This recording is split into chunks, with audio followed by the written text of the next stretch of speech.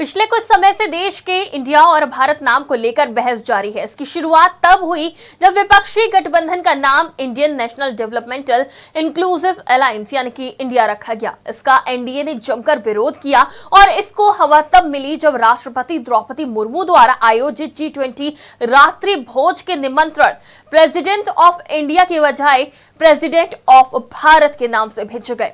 नाम बदलने का समर्थन करने वालों का कहना है कि इंडिया नाम अंग्रेजों का दिया हुआ है। हालांकि ऐतिहासिक तौर पर यह तथ्य गलत है।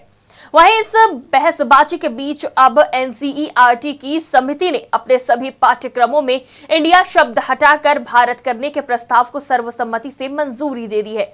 यानी बच्चे अब हर बुक सब्जेक्ट में जहां भी हमारे देश का जिक्र होगा वहां इसका नाम भारत पढ़ेंगे। अब नए शैक्षणिक सत्र से एनसीईआरटी की किताबों में इंडिया शब्द को हटा दिया जाएगा, वो नजर ही नहीं आएगा।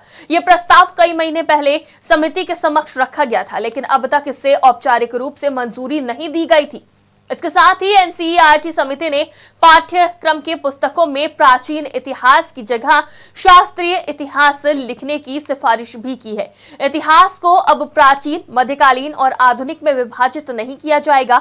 समिति ने तर्क दिया है कि ब्रिटिश सरकार ने भारतीय इतिहास को प्राचीन, मध्यकालीन और आधुनिक में बांटा है।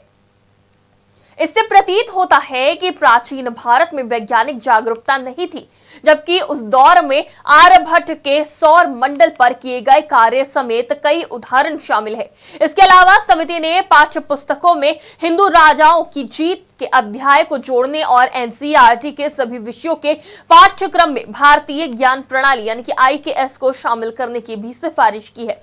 समिति के समक्ष रखी गई इन सिफारिशों को सभी सदस्यों ने सर्वसम्मति से मंजूरी दे दी है। ऐसे में अब जल्द ही एनसीईआरटी की सभी पुस्तकों में ये बदलाव देखने को मिलेंगे। इन बदलावों के बाद नई किताबों में अब बच्चे इंडिया नहीं बल्कि भारत पढ़ेंगे।